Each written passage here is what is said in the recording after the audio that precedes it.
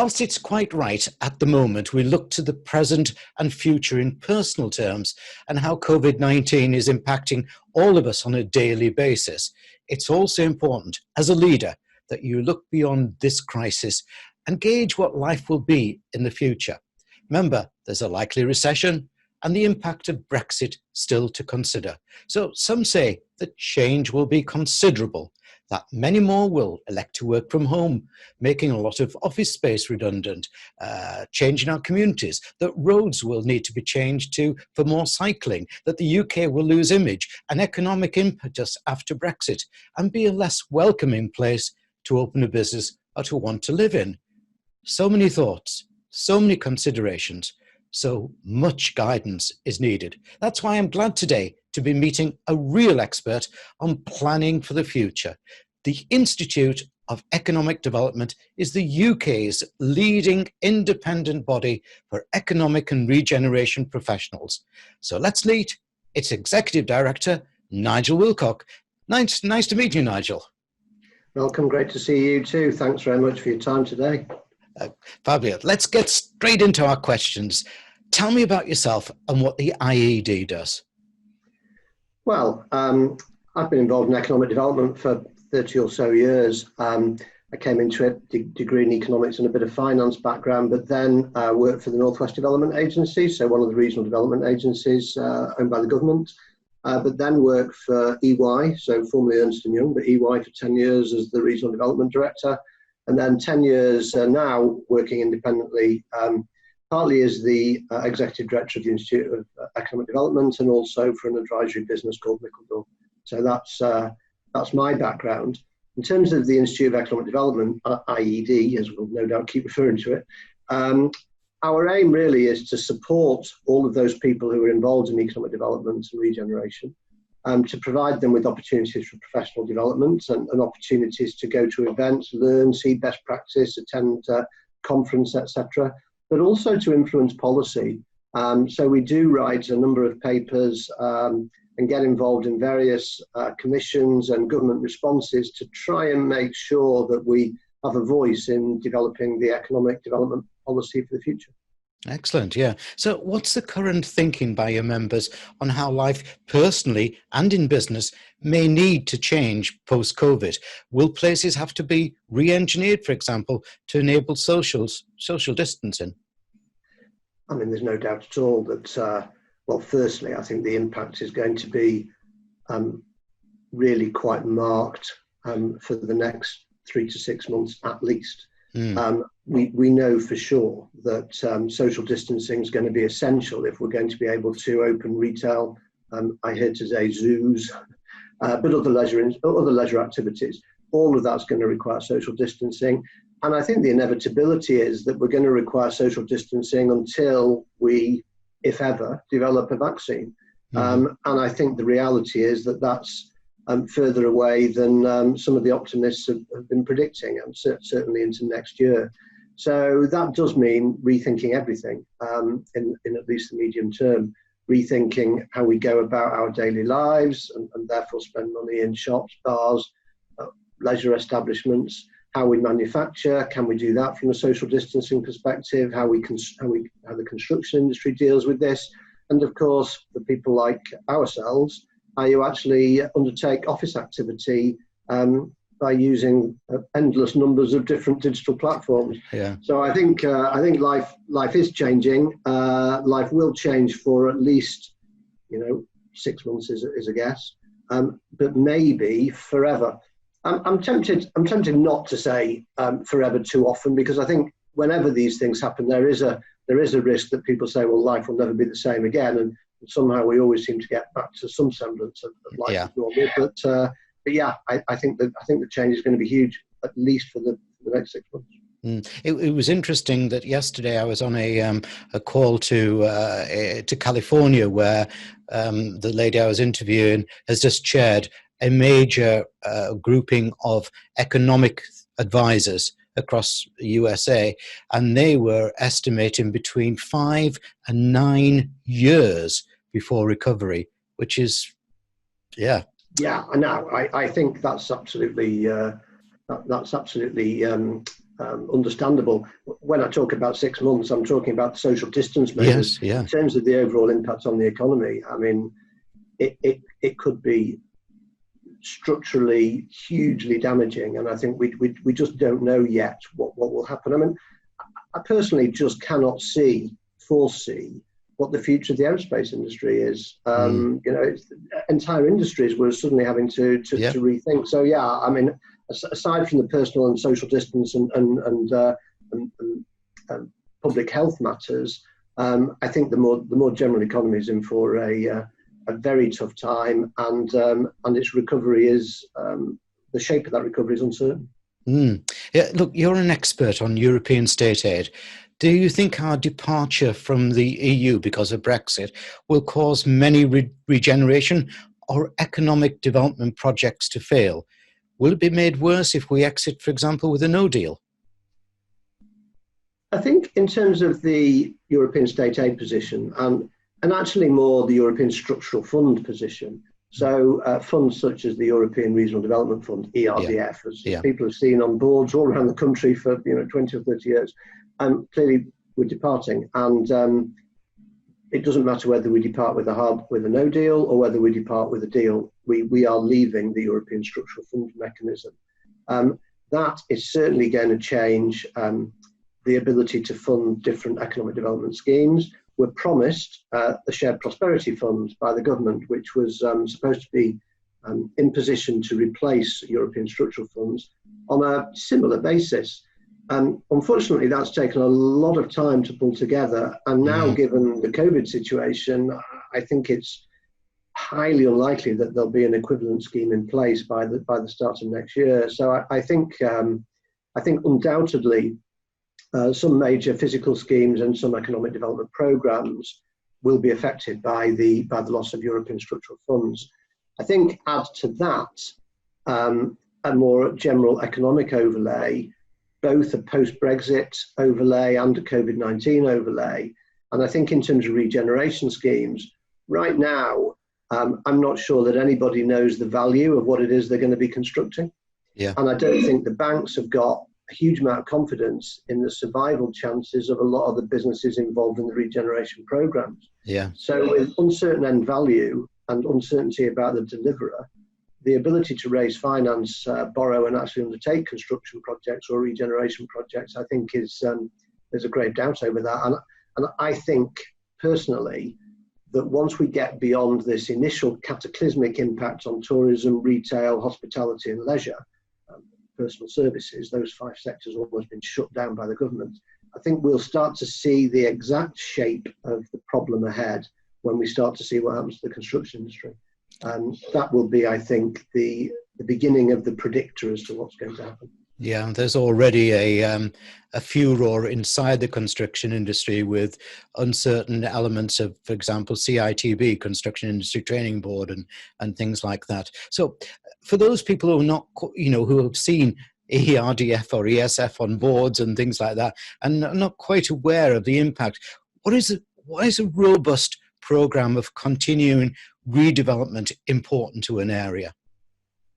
So I think essentially areas get tired, they get run down. If you think about the way we do business today, it's completely different to the way we did business 30 years ago. So premises need to be refreshed, offices change, living environments change. We have higher demands on public realm. We have higher demands on environmental standards. Certain areas of town start to get clogged up, so we need to invest in the infrastructure. So over time, entire locations need to be redeveloped from top to bottom. That's to maintain heritage and the things that we all enjoy and recognise as being important in placemaking. But around the edges, we do need to make sure that towns and cities are fit for purpose and give people the requirements they have for living and working, but also give people the confidence that an area is investing and is continually regenerating. Yeah. I think if you look at, I know you're quite close, I guess, to Cramlington in the northeast. Here in the northwest, I'm close to Skelmersdale, and down in the southeast, Milton Keynes. Three three locations that were new towns were all built at the same time. And I think in some instances in those locations, you can see what happens when everything's built at the same time. It gets old all at the same time, and it starts to look not quite fit for purpose. And I think the new towns, whilst a great idea and in some cases very successful, they are a good illustration of what can happen if everything gets old-fashioned all at once. Yeah, interesting, really fascinating. What do you think the UK needs to do to attract more FDI, foreign direct investment? I personally find that there's a lack of collaboration in areas to attract such inward investment. The councils fighting against each other, for example. Do we not sell ourselves strong enough? It's a strange one, actually. So I still provide the analysis on foreign direct investment for Ernst & Young every year with my day job on. My ex-employers, and in fact the data suggests that the UK has been the most successful location in the Europe for attracting foreign direct investment since 1987, and then this year for the first year fell into second place behind the French. Mm-hmm. The problem I think we have is that actually the place that's winning the investment in the UK now is predominantly London, winning getting on for half of all new projects. The actual investment that's taking place into the UK, therefore, isn't being shared evenly. So I think there are places that just don't see investment taking place anymore. And I also think that the days of large-scale manufacturing plants, the things that people really notice, that everyone quotes Nissan in Sunderland, but there's hundreds of great examples of businesses that have made significant investments. Those days are those investments are few and far between. We're now seeing inward investments of 10, 20-person offices into town centres or city centres, which people don't recognise in the same way as being inward investment, and they don't create the same number of jobs, obviously. But I take the point, I really do, that small locations, small individual locations do still talk about their ability to market themselves internationally.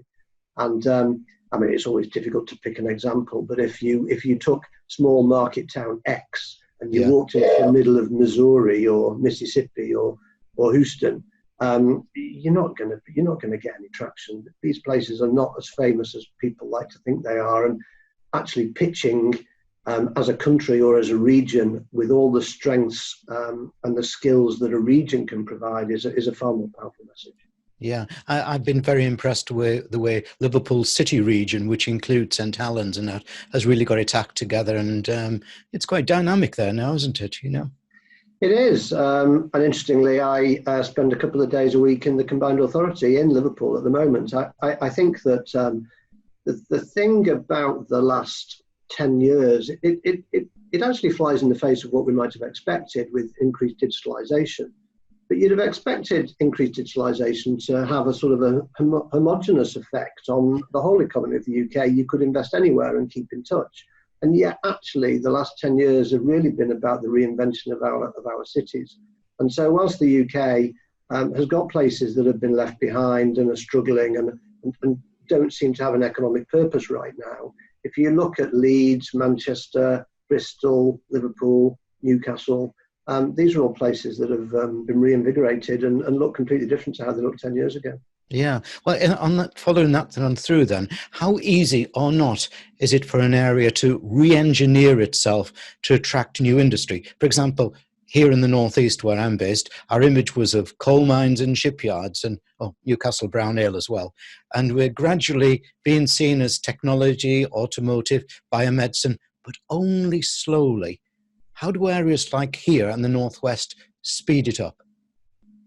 Well, it's extremely difficult, partly because the expectations of the workforce, the skills of the workforce, the experience of the workforce is in a certain industry, and you almost need for a complete transformation, you almost need a new generation to emerge with new aspirations and a new understanding of the world that's around them. And we certainly found that with the difficulties faced by those communities that were affected by the coal mine closures 20, 30 years ago. Yeah. So that's very difficult. I think the answer is skills, and I think the speeding it up question is about retention of graduates. And I think that in a large number of cases, well, graduates, further education, skilled people, and school leavers. I mean, in many cases, the London and the southeast is the location where the streets are still paved with gold, and the people with the newest and most relevant skills, and probably the most ambitious people in our communities. And I'm in the northwest. I see this too from my perspective. We lose a whole cadre of people every year, people that we would desperately want to keep and rebuild the economy. So I think, yes, it's partly to do with the shape of a place, the physical infrastructure of a place. But I think above all, it's about the skills, and you just can't change overnight from that perspective. Yeah, but there's got to be also a lifestyle, isn't there? Because I was just reading in the Sunday Times this last weekend that how many people are opting to move out into the country now that broadband is rolling out correctly, and their life is much more peaceful, and family life is greater. I can't complain. Northumberland's beautiful. Yeah, well, I love Northumberland myself, and I live in rural Lancashire, and I wouldn't have it any other way. I think it's horses for courses. I think there's a new generation of young people who want to experience city living for a period. Yeah. I think probably generally people reappraise that when they have families. Some people at that moment deciding to change. And I did once meet though, and it is quite funny. And we were talking about inward investment not that long ago. But I once met on a training course a guy from Hong Kong, and I said, where did you study? And he said, oh, well, I studied in Oxford. And I said, well, what a beautiful place to study. And he looked at me sort of askance and said, it's terrible, it's so quiet. I couldn't wait to get back to Hong Kong. And so, one person's quality of life is another person's nightmare. And it's amazing how many locations continue to put forward this idea that we should invest there because of their quality of life, but it is down to the eye of the beholder. Yes, sure. Yeah. It probably hate Oxford even worse now the Chinese restaurants are closed. Well, yeah. Look, we're entering an even more challenging and tough time ahead with tremendous debts to be repaid, and that may bring another bout of austerity, particularly if any of the loans go toxic. So, think the UK will be alone if we've left the EU? How may that impact our economic development? So, I think there's no doubt that we're in for a period of grave difficulty. Quite whether we go down the cutting public services, cutting government expenditure remains to be seen. I certainly think that it's a time when being in a collective with collective strength would have been an advantage, but we don't have that opportunity now, from my perspective, sadly. But what I do want to highlight is, and it slightly improved my mood over the weekend, as I was listening to a radio programme that did explain that at the end of the Second World War, the UK's debts were 250% of GDP. Last figures I saw after May's borrowing suggested that we were at about 99% of GDP now. So right. The UK does have some headroom for more borrowing compared to some of the international comparators. So Japan is the most indebted country in the world, with something like 160% of GDP. Its borrowing is 160% of GDP. So nobody wants to be indebted, and nobody wants to be paying huge amounts of interest every year that we could be spending on education or health. But actually, we do have a choice. We still have a choice at this moment as to quite which direction we take. Excellent. Yeah. Look, I guess economic development is not all about new buildings. There must be a human part of regeneration success. So what part do you think that local communities can play in making a success of necessary change? Oh, I think the change can be huge. And I think actually it might happen. This might stimulate it. I think that, firstly, local communities are all about people. And I think some of that's about skills and working together and building better solutions together. When you look at what's happened over the last 10 or 15 years, long trips to shopping centres, impersonal shopping centres out of town, online shopping, and then we get locked down. and we get locked down in our own communities. And I sense that after this, we probably won't be just as quick to jump on a train to London or get in the car to the large districts, the large regional shopping centre. And actually, independent retail, knowing your next door neighbour, spending some time in the local cafe, all of these things have a chance of coming back. It's not a given, and some places will do it better than others. But I do think that maybe smaller scale, more sustainable, an eye to the environment, a bit more social time, less time travelling, and actually thinking about the places we live in can be part of the solution to this. And I think it might be for some the reversal of 10 to 15 years of economic decline on their high streets. So let's hope so. Yeah. Now, you and I are both on the right side of the line, and I'm talking about the north-south divide, because the media love to stir up the inequalities between the two, even though BBC's moved to Salford. But in terms of development and regeneration, is there an equaling out? No, that's the short answer. But I would paint a slightly more nuanced picture than maybe the media portray. I mean, London's a different country on every economic measure. If you looked at the data from the regions of the UK compared to London, you would think they were in completely different places. I think that the north of England, the northwest, the northeast of England, we've got economies that are comparable to the better areas of the Czech Republic and Poland, whereas London is ahead of Paris and Frankfurt. I mean, it's staggering. We are by some remarkable distance the most imbalanced country in Western Europe, by some distance, and that to me is a mark of sadness. I think it doesn't serve us well. It uses economic resources badly. It means that you've got discontent in London and the southeast around access to public services, whereas in the northwest and the northeast, and other regions of the UK, we've got a situation where probably we've got capacity to absorb far more people, and in some areas, actually a likelihood of a declining working age population over the next 10 years, if you look at Cumbria or the like. So I think it's beholden on us all to think about this levelling up agenda more clearly.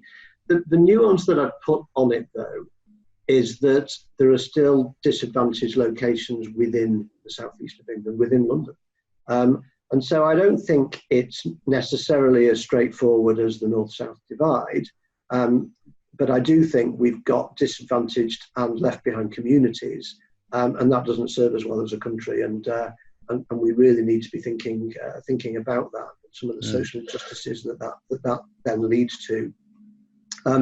If you play those out over generations, it doesn't leave you in a good place politically or socially or just as a society that we want to create. Yeah. I suppose I get in trouble by saying we don't want the great unwashed from the south to come up here. Well, that's it does occasionally make me wonder whether we really want to develop at the same rate as the southeast. When you look at the debates that we've been having around our cities, around rolling back the green belt to fit in more residential developments, and crowded roads, etc. I do sometimes wonder whether we want to be as developed as the southeast as badly as we claim we do. I think we want to maintain our lifestyle and our open spaces and rural living, whilst at the same time have the disposable income of the southeast of England. Yeah, at least up here, in the north, should we say that young people can, with a bit of a struggle, mind, get on the housing ladder. Whereas in London, forget about it, isn't it? I'm a firm advocate of trade associations and institutes. I've worked with many around the world, especially that they come to the fore in challenging times like now. So how is IED supporting its members right now? Do you see emerging services that need to be developed for them? I mean, we need to share best practice and information like never before. Even if you take something as straightforward as reopening a high street. I mean, it seems the whilst we've been wondering one way or the other for the last week or so, it now appears clear that non-essential retail opens on Monday. Yeah. How do town centres learn from one another about managing demand, about safety, about crowd control, social distancing, making sure all retailers can open together? All of these things are hugely complicated, and we've got precious little time to prepare. So I think at times like these, the ability to share information about what others are doing, to lift up areas of best practice, to learn from what's happened in France, Germany, Italy, Spain over the last month or so. Mm-hmm. All of these things are crucial in helping our members to fulfil their roles as effectively as they can. So I think the Institute has had a role to play, and actually we've been really very busy, as you may or may not imagine, over the last 2 or 3 months. Very quickly moved to a webinar delivery of services and information, and actually I think it shows the nature of the environment we're in and the knowledge of our professional network. That the first webinar that we held had more than 300 viewers, and that's the most people that have attended a single event of the Institute of Economic Development ever. So more than our annual conference. So, but you know. There's a reason for that, and it's the seriousness of the situation. So we've been doing regular webinars. We've been linking people in to one another. We've been sharing as much best practice as we possibly can on our website, but also signposting to other institutes. So the Institute of Place Management, very important at a time like this. And actually one of their members was on a webinar we held yesterday. So we've done quite a lot of that. I think the other thing that we've learned is that just before this happened, if you remember, we had terrible weather in the early part of the year, mm-hmm. and a couple of training courses that we were running got cancelled because trains were cancelled, etc. That seems a long time ago now, doesn't it? Yeah. But yeah, so, and at that time we offered to do them straight away on a webinar-based service, and the answer was no. Want to do these physically, but clearly in the new normal, we've all woken up to the innovation that this can bring, and actually the fact that you can, with a bit of effort, provide almost the same experiences in a real training room, and so our CPD is moving to webinar at least for the next 6 months. What happens in the future? Who knows? We hold an annual conference that is already postponed for this year. Pushed into next year. I very much hope we can all get together, because you know there's nothing quite like getting together socially once in a while. Yeah. Yeah, I mean we've just had to adapt like everybody else. But I do hope that the Institute's made more information available in many more different and varied forms than probably we have ever done before.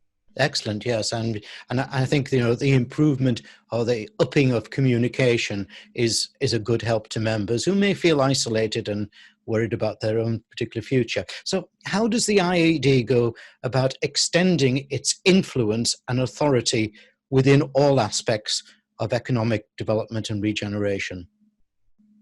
So, this is another area that we've been working on over the last 12 or so months, and we were quite unfortunate. That we'd just set up an all-party parliamentary group on economic development just before the election was formed. And for those watchers who don't know, every time there's an election, there's a disbandment of all APPGs, and you have to start again, all-party parliamentary groups, you start again. And then this came along. So we were already thinking about our influence and our voice in government. But what we've done as a result of the crisis, actually thought through by our previous chair, Keith Burge, who's another person in the northeast, like yourself. I met him. So his idea was to set up a commission for economic renewal. In other words, a group of trusted experts in the field of economic development that would give some serious consideration to how we come back, and also what we didn't particularly like about the past that we've just left, and how we might actually rebuild in a more sustainable a way with more social justice, and in a way that creates benefit for all. So that commission is now more or less established. Certainly the core group has been established, which is holds a number of prominent academics in the field, but also practitioners to make sure that we have some sense of lived experience. And we've already had a number of conversations with BEIS, the government department for business, enterprise, industry and skills. Sorry, energy, industry and skills. Yeah, I know, they keep changing, doesn't it? Yeah. And 5 times in my life. Yeah. And MHCLG, so housing and local government. So those two departments are showing an interest in the work, and we're underway. So I hope that actually our influence has been extended by dint of this new network of people we've pulled together, and will continue to be extended as we put forward the ideas of the Commission. Yeah, I think it's important because in my layman's view of it all, I see you nicely as bridging between academia and the unknowns, to the public. And that's, I think it's important, yeah. Yeah, I mean, we tend to, our conference is exactly that. So typically we'll have 2 or 3 academics suggesting some new ideas and some approaches that have been tried elsewhere in the world. But then the real practitioners who are working in communities and trying to translate those ideas into the lived experience. Yeah. And I'm going to go back to my bête noire about the North-South again, because you're northern based at Warrington's, the head office of IED, isn't it? Yeah. Which is brilliant compared to the institutes that they all think they should be London based, otherwise they've got no authority of that thing. How has the location helped or hindered you? Well, I think we're in Warrington because we couldn't afford some shiny palace on Pall Mall. I think that's probably the no. I mean, we're a national institute. I don't know that it's helped or hindered us, to be honest, because we are a national body. I personally think that our members are very interested in the regions of the UK, but as I've already mentioned, there are plenty of places with work to be done around regeneration and skills and infrastructure requirements in the middle of London. So it hasn't. I'd say it's neither hindered us nor helped us really. One thing that does frustrate us, I think it frustrates every person in the UK, is when we have a board meeting. The board meetings are in London. We have to hire a room in London, and all transport routes coalesce into the centre of London, don't they? I certainly can get from my location right here in Lancashire today. Yeah, I can get from here to London far faster than I could get to you in the northeast of England, and you're far closer to me geographically. But that's the way it is. So unfortunately, to my mind, we do have to incur all those costs and all that time to travel to London. But Warrington's a good location. There are many good locations in the outside London. Yeah, and we've got east, west, and north, south transport links. So we find it a good place to operate. I totally agree with you. I'm totally agree with you. I'm convinced. But maybe the virtual boardroom will come through in the future. Now, yes, I think so. Now you're on the. By the way, everybody, you can see the URL of IED there to pop along and have a good look around. You're on the Meet the Leaders show, so I want to now take a little bit of time to ask you about your tremendous experience. I'd love you to give me some general guidance for our viewers and listeners on how to be a successful leader of an authoritative institute like IED in these times. What innovations have you been thinking about bringing into your members as a leader? Well, firstly, in terms of the qualities of leaders in organisations, I just personally think honesty is the starting point of everything. Yeah. So to give an honest appraisal of views, to give constructive feedback when required, but just maintaining that integrity that we have a clear voice, we have a consistent voice, and that's unwavering, and we do say we do talk about the world from the perspective we see it from. The good thing about the Institute of Economic Development is it's completely independent. So we're independent of our membership, we're independent of government. There's no single organisation that can put undue influence on us. And we just try and represent our members in the best way that we possibly can. I think the second point is clear communication and frequent communication. So there's no doubt as to where we are, what we're thinking, what we're doing, and what our views are. Back to that honesty point. So I think that's hugely important. And then I think really just the ability to share.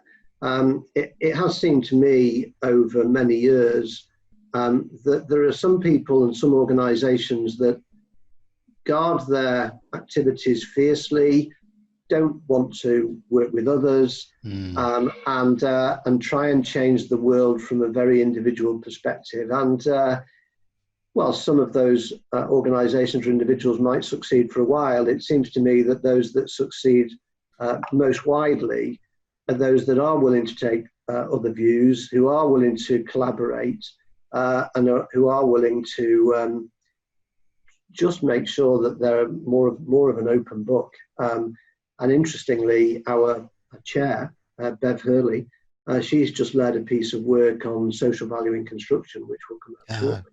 And that's a huge piece of collaboration with many organisations in the industry. And I think has been a tremendous piece of work, and all the stronger for it. So I think that's important too. In terms of innovation, I think the innovations are just what we've really talked about, and that is to step up, to look at things like policy in things like the Commission for Economic Renewal when it's required. So if there's a need, then to step into that space, and then we talked about communication being an important quality, but finding different ways of communicating with members. So that's certainly something we've been working on, and I'm sure we'll find ever more ways to do that. Yeah. At this moment in time, leadership and people are an important area. People are very worried, many of them being dismissed by Zoom doom and things like that, and they're looking for good leadership. Sadly, in many cases, they're not getting it. What are your 3 tips on effective team motivation? So I think essentially integrity is a huge part of this, and knowing what's going on. So I think if you know what's going on and what part that you are playing in the organisation, then I think that's hugely important. I think everybody knows that organisations are facing some difficulties. So I think the second thing here is to share management information about what's going on to a reasonable extent, and I think the third thing here, and I do think this is important at the moment, is actually that leaders encourage all of their team members to carry on as far as they possibly can a structured day, to not be looking at smartphones or laptops at 8 o'clock at night and getting out of bed and doing the same thing, but actually, whilst the work doesn't go away and it's probably still sat in a bag somewhere in your house, to try and carry on having that downtime, to enjoy some social time, to talk to the family, and to make sure that you maintain a sense of balance and you're well rested and level-headed. I love the consideration that you're telling me about that. So it's final question time, and it's a fairy wand. I'm going to grant you 3 wishes. I'll never get into pantomime, it's okay. If you were granted 3 wishes to ensure the flourishing future of UK economic development and regeneration, what would those 3 wishes be? So, well, gosh, this is one of those things you wish you'd had a lifetime to think of them, but actually I think I'm quite clear on the 3 things that I would want to ensure the better survival of our regions. The first is more decentralised government in the UK. So I think where every decision is made by government in London, where the purse strings are held in London, where even when they talk about devolution, what they actually mean is they'll set the rules and you can administer the money. So I think that's a massive issue. So I would certainly decentralise government decision making, and I think actually if more government decision making was made outside of the regions, then actually companies would follow. They wouldn't feel the need to all be around government.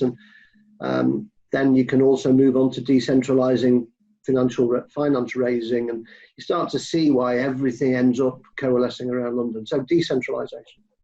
The second is, I think we've got to do something about the brain drain that we talked about earlier. I think we've got to inspire the graduates and young entrepreneurial people, young ambitious people, the new talent, to stay in the regions of the UK and help build those economies. I think that's vital. So that means more opportunities for them, clearer messaging around the opportunities that do exist, but also making our regional places as inspiring as they possibly can be.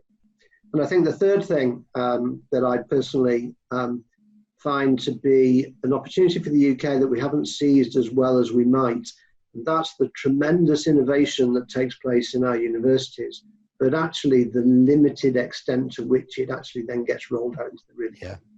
And if you look at Stanford or MIT, you look at the economies that have grown in Silicon Valley and Cambridge, Massachusetts, it's phenomenal. And there isn't really an example that's the same in the UK. I mean, Cambridge Science Park, Harwell, Imperial maybe, but not quite to the same extent that we see in the US. So that'd be my, when do I get my 3 wishes? Around about Christmas, when pantomime time comes, Nigel Wilcock of the Institute of Economic Development. I have thoroughly enjoyed listening to you, with you and your team around there. I think, and the fact that you're northern based, which is even better.